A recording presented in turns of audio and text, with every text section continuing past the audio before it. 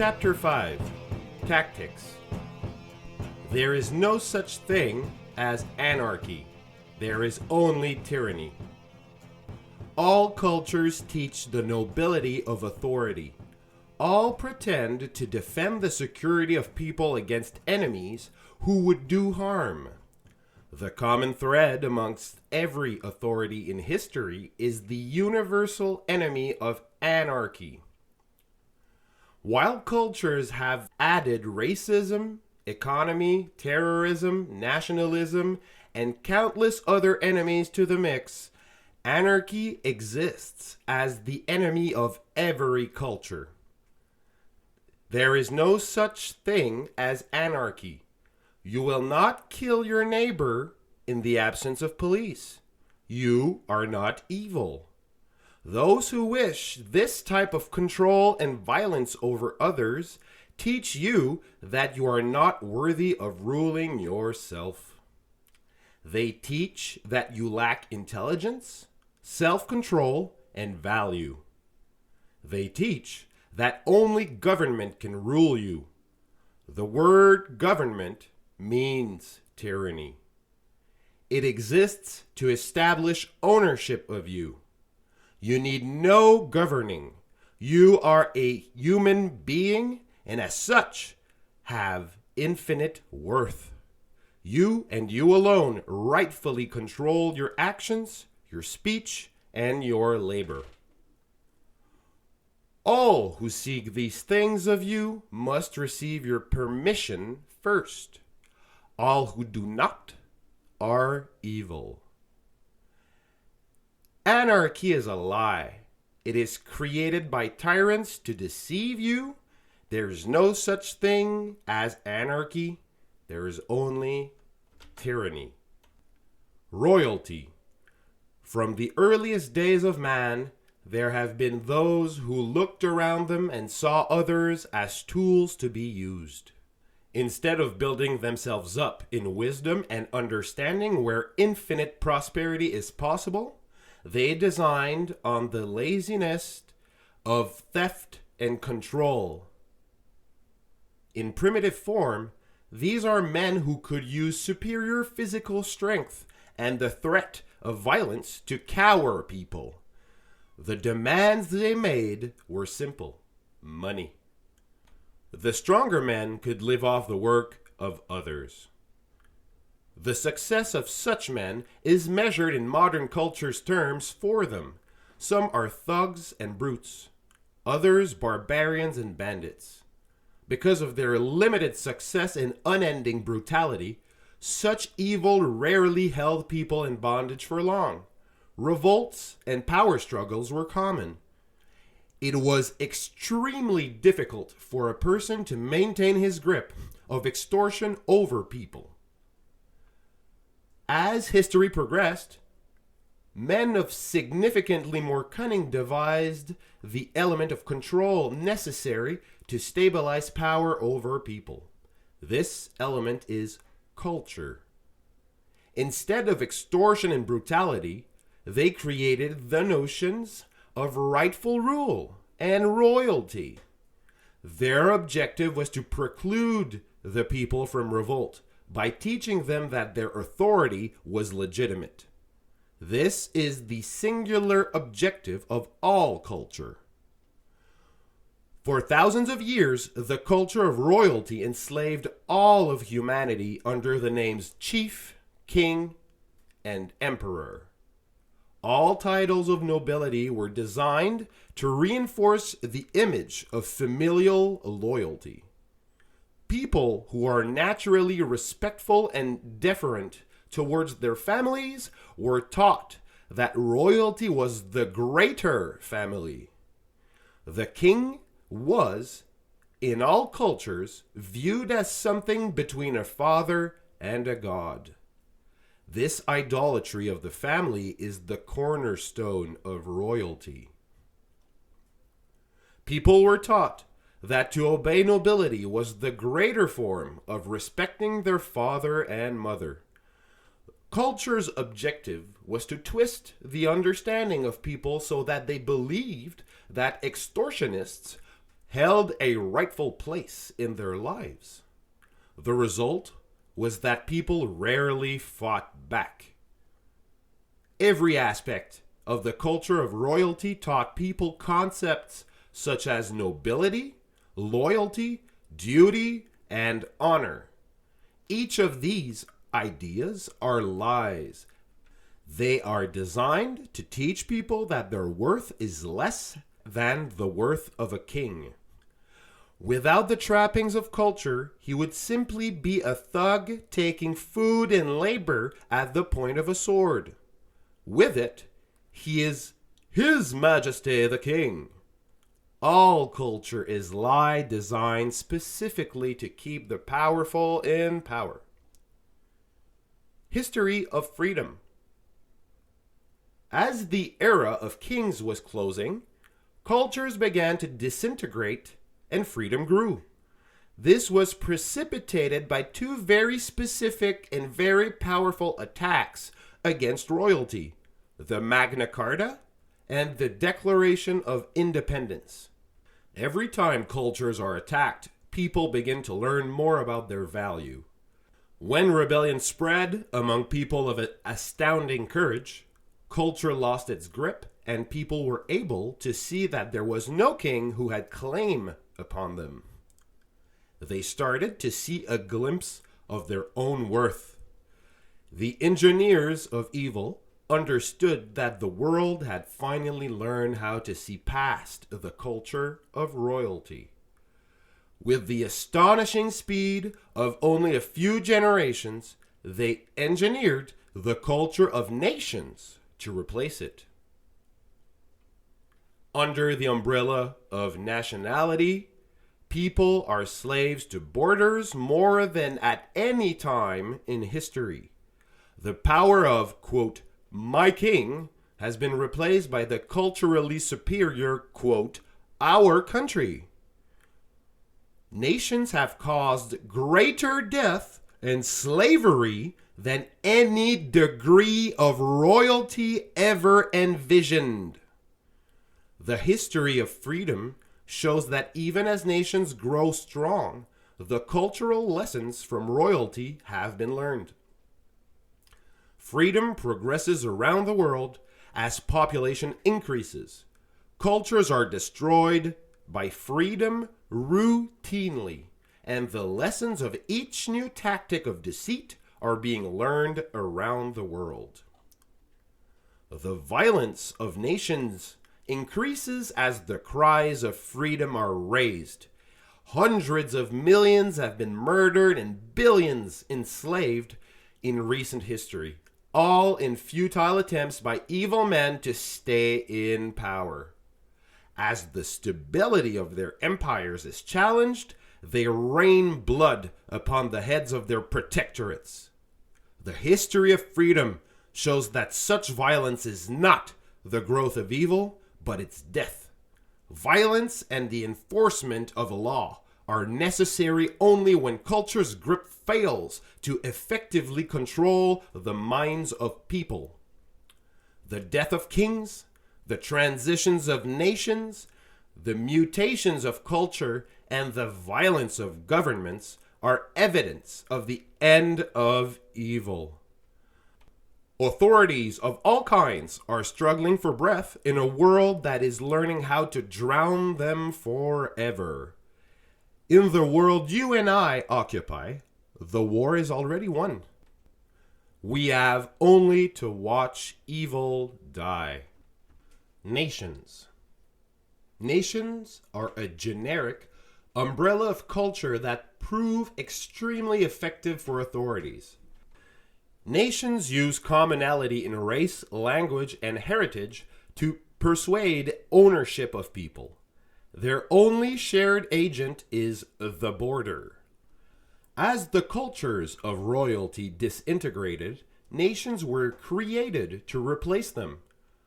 Authorities sought the same stability of extortion that kingdoms provided, but needed to escape the understanding that people had learned about the tyranny of royalty. They created a new enemy called, quote, them. and a new culture called, quote, we. Nations drew lines across the globe and eventually swallowed up every inch of inhabitable land known to man. All those who live within these lines become the property of the state. They are taught that they own their governments by means of democracy, communism, theocracy, and race. They are taught that their nations belong to them. This is the culture of, quote, we. The truth is that their nations own them. Nations are created and borders drawn to create stability for authority, while royalty improves stability by convincing people that they owed allegiance to authority. Nations took a bigger step and taught people that they were the authority. National cultures deceive the minds of people to more effectively extort money and control. As soon as you lend credibility to a predatory institution, they will make a prey of you. Disguised as sheep, they will have you believe that they are defending you from anarchy or any other kind of enemy they can devise. Their laws do not speak of these enemies. They speak of you, how much money you owe, what will you do for them. Government is an agent of force. As soon as power is yielded to authority, as soon as you give it license to take life and liberty, it becomes an agent of evil. Evil men who seek authority over you will not fight government. All evil wants is power over you. Evil naturally seeks its place in government. There have been many forms of nations created, all with varying degrees of effectiveness in their control. Without exception, the strongest governments are those whose culture most effectively convinces people that the people are the government. All others soon fall. This is why democracies are the strongest form of nation possible, and they are introduced last. Communism and socialism. Socialism, communism, and welfare states all have different applications in history and idea, yet they are all exactly the same. They all teach people that they are unable to effectively produce enough to support their own lives. They are given the enemies of greed and destitution as the reasons why authority is needed in their lives. Communism is the second most effective form of evil that has ever existed, and it is the most destructive ever achieved. Communism taught that people require equality of materials rather than the freedom to create. Communism used the lie that people would be part owners of the government in order to garner their support for slave labor and soldiering. Anybody reading the implementation of communism or its similar constructs should readily see evil. There is nothing wrong with a community helping each other. There is no sin in sacrifice or giving. But as with all culture, these ideas were lies. There is no sacrifice in communism and socialism. There is no giving. They are always implemented by force. Socialism and welfare teach that people do not own their own labor. They distract people with cultural ideas of duty and brotherhood. Their true nature is the nature of force. Nothing in welfare and socialism is done by choice. Everything is implemented under the threat of violence. As with all culture, welfare and socialism are evil. Tyranny has destroyed countless more lives than poverty could even dream. In times of poverty, only one thing stands in the way of people, and that is government. Governments use violence to restrict freedom and therefore people's ability to better their lives. Under the pretense of ending poverty, authorities have used compulsion and violence to create more death, destruction than any storm, any famine, any drought.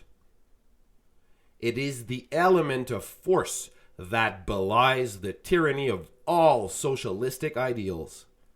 Without force, there is no evil in them. With force, they are the same as any other government. They bring misery to humanity. Dictators. A dictator bears similarity to the kings of royalty while maintaining a culture of nationalism. There is the common belief in history that dictators and kings are noble. Anytime a national culture is strong, leaders are thought of as pure and righteous. Joseph Stalin and Adolf Hitler are just two examples. After their deaths, their people were shocked to learn that the atrocities of their nations were created by them. History records endless testimonies of people who believed that the terror in their lives was happening without their leaders' knowledge. National Socialists actually viewed the terror they brought to Europe as a defensive war. Wherever you see culture supporting an authority or trying to implement an authority, you will find the destruction of freedom. In every culture, people are deceived into believing that authority is good, even when they can see the tyranny of authority in history. They fail to see it in their own culture. The greatest mistakes of history have been those of inaction. Killing a man because he advocates the destruction of liberty sounds extreme to people of all cultures. Culture indoctrinates people with this thinking. Yet, the logic of killing Adolf Hitler, Mao Zedong, and Vladimir Lenin, instead of allowing them to destroy the liberty and lives of billions, is unavoidable.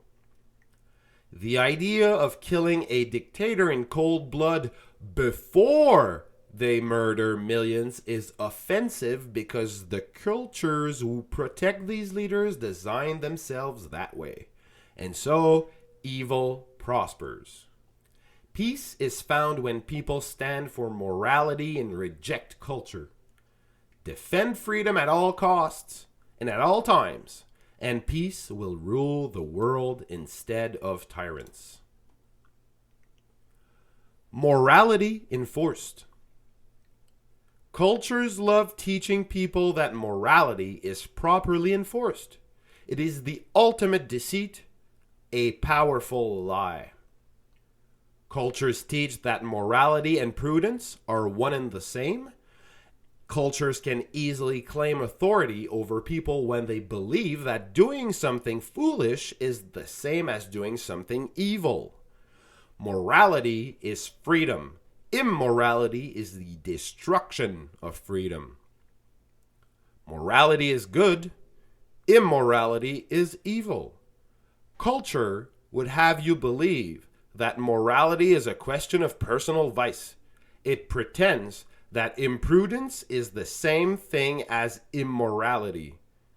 When people believe that enforcing prudence is the same as defending liberty, they can be used to support dramatic increases in the power of authority over people. The Inquisitions of medieval times used the ideas of enforcing morality to expand the power of the Roman Church. They created law and enforcement to force church government into people's lives. It was culturally acceptable because they were enforcing, quote, morality instead of simple arbitrary control. The American prohibition of alcohol was touted as a way to counter the effects of alcohol's control over people. In order To fight that control, the US government established a massive police force to control the lives of people. Those who would force prudence on people teach that people are not able to learn intelligent behaviors on their own. Culture teaches that people must not be free to make personal mistakes. It teaches that people are not worthy of ruling their own lives. Without freedom, prudence is meaningless. Environmentalism. Environmentalism shares the ideals of communism. It teaches that greed is the enemy, and that those in search of money will destroy the earth. The enemy of greed is the same enemy that communism employs. It is the same lie they both teach, that without authority, free people will destroy themselves. They both teach that government is necessary to enforce security. Environmentalism has one new twist on the ancient lies of evil. It teaches that the dirt you stand on is more valuable than you. It teaches that authority is necessary to ensure that you do not destroy it. As with all evil, it really only cares that you obey. What excuse people choose to follow is of no concern to evil. Culture teaches that the only security to be found in life is in government. Only they can secure your water, your air, and your food. Yield authority to them. The strength of environmentalism is that it can be used to regulate every aspect of your life. Transportation, food, housing, energy, and communication. They all fall under this umbrella of regulation and control. Environmentalism is just one more excuse to implement slavery. Bureaucracy. It is extremely important to see that bureaucracy is not just an inconvenience. The slavery of bureaucracy lies in force and compulsion. Those under its power are taught to overlook bureaucracy as just another fact of life. The truth is that bureaucracy does not sustain or improve life, it drains it. The culture of bureaucracy is incredibly strong in many areas of the world. It is able to convince people that they are free while subjecting them to reams of licensing, fees, permissions, and reporting requirements. Failure to obey results in fines, imprisonment, or death. This is their freedom. Bureaucracy benefits primarily those who make their money from it. These are government employees and controllers. One of their favorite tactics in achieving new regulation is the stacking of laws. An example is safety requirements like helmet and seatbelt laws. Such things presume goodness, but evil doesn't care if you are safe, it only cares that you are forced. Bureaucrats make the case for new regulations by leveraging previous regulation. They may extort money for the purpose of paying medical costs for trauma victims. They can then claim the need for helmet and seatbelt laws because they are obligated to pay medical costs. A bureaucrat's solution to problems created by law is more law. Their obvious objective is law itself. Terrorism. Terrorism has nothing to do with America and nothing to do with religion. Terrorism follows the pattern of tyranny precisely. Many areas of the world are dramatically affected by increasing technology. As messages and images of freedom reach new corners of the world, people begin to see the tyranny of their own cultures. As culture loses its grip on people, authority increases its violence. Terrorism is authority attempting to teach people that freedom is depravity and corruption. Terrorism is authority attempting to teach people that freedom is anarchy, that freedom is to be feared. Terrorism has been used throughout history to coerce populations to yield their authority and governance to those hungry for power and lacking a conscience. Terrorism is rarely used against those over whom power is sought. Hitler's terrorism against the Jews is a formidable example of the use of terror to gain power over the German people. Al-Qaeda exemplifies the use of terrorism against the American peoples in order to maintain power and influence over Islamic peoples. Terrorism is proof of the pattern of liberty. It is precisely because tyrannical states are afraid of losing the grip they have had over their peoples for so long that terrorism is a rising factor in the world. Evil is afraid. Rights. There is no such thing as a right. All people are inherently free. The idea of right was created by men who sought to free people from some of the burdens of government, but who still believed that governments were supreme over men. The problem with rights is that they offer certain delineated permissions granted to men by government. After these, government can still dispose of you as it pleases.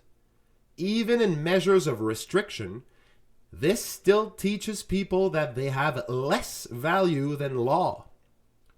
The truth is that you are free, and there is no authority that has any claim upon you, ever. You are, by your nature, already free.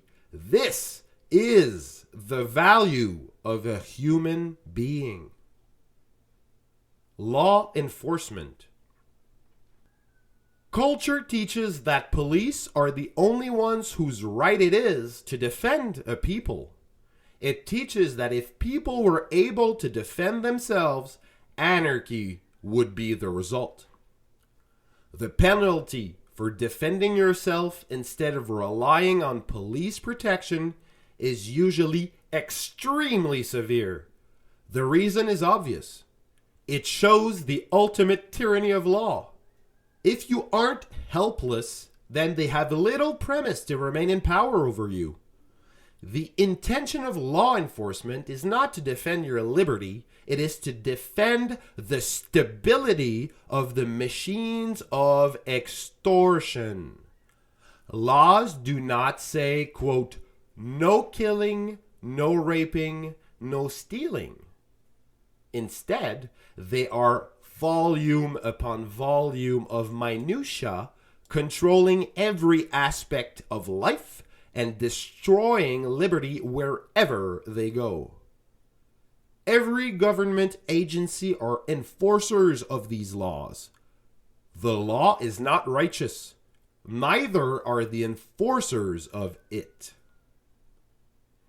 It is a mistake to blindly respect law enforcement as noble and brave. Laws are designed to control, not to protect. An officer of government may believe what he is doing is right. That is exactly what culture wants him to think. Every single one of the hundreds of millions who have died at the hands of governments died under legal premise. Law is not morality. Laws, rules, and regulations by themselves are of little danger to humanity. They presume authority to rule over you, and culture demands that you obey them, but they would eventually be ignored as people test and finally discover freedom. It is the violent enforcement of law that bears the ultimate evil. Enforcement is the core of law. Since all laws require enforcement in order to control people, respect for law enforcement is an invitation to tyranny. Every culture in the history of Earth has taught its people that police are good and noble. Medieval knights excused their tyranny by calling it chivalry. Terrorist cultures excuse theirs by calling it religion. No matter what culture you observe, you will find a belief that the enforcers of law are good. The important question has nothing to do with the nobility of the people who enforce law. It is a question of the nobility of the law. Presuming the righteousness of the agents who enforce the law is precisely what cultures are designed to do because they excuse the nature of the law. This invitation is exploited heavily by history's dictators, kings, and mafias. What better place to hide atrocities large and small than the very group of armed men who hold a monopoly on violence and respect? The penalty for disobeying authority is always death. All who have stood in open rebellion against existing powers throughout history were killed. Today, even in, quote, free nations, men are killed for rebellion. If they cannot force you to obey with intimidation, they use threat. If threat is not enough, they use kidnapping and imprisonment. If that fails, you will be murdered. Which law you break is irrelevant.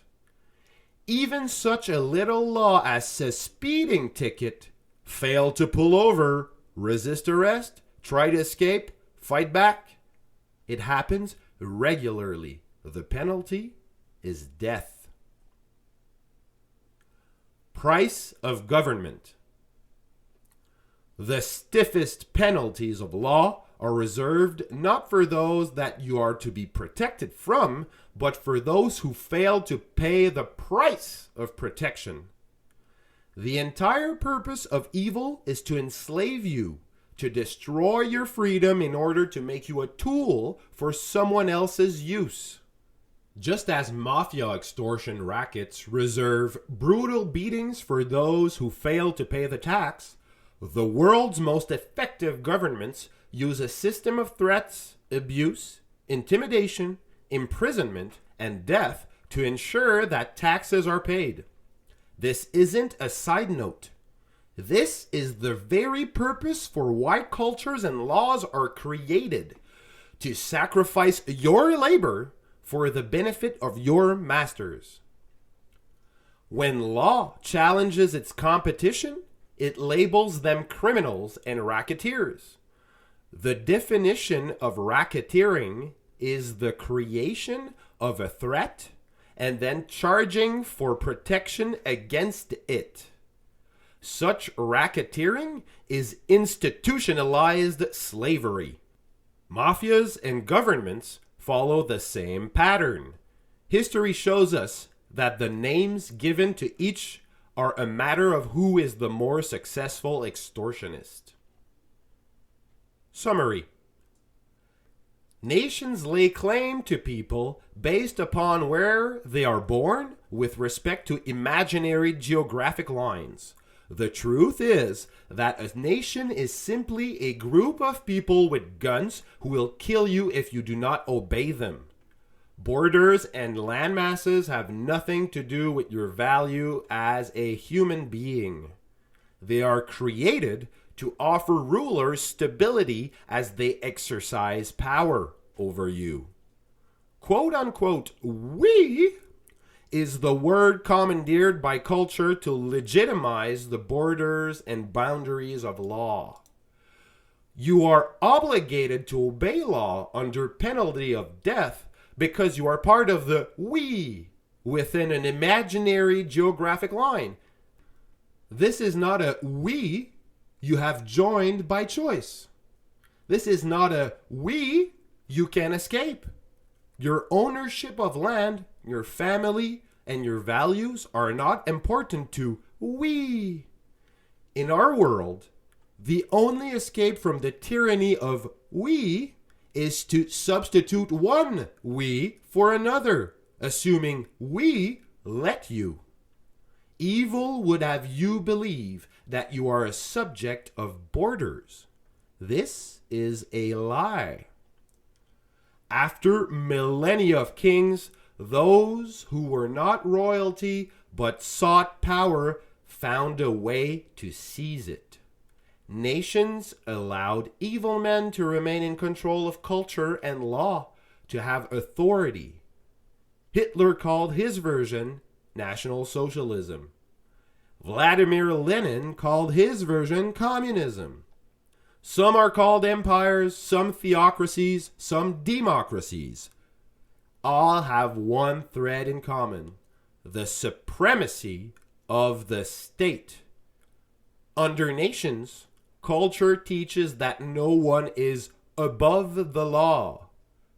And because nations are defined geographically, no one can escape the law.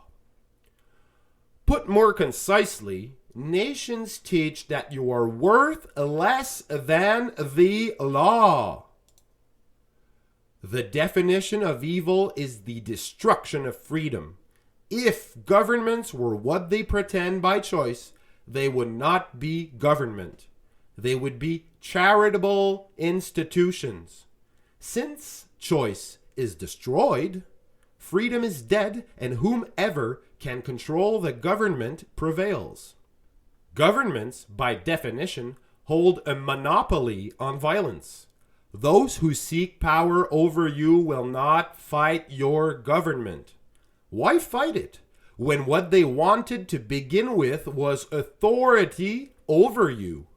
You already have the institution evil men seek. It is natural for evil to seek its place in government.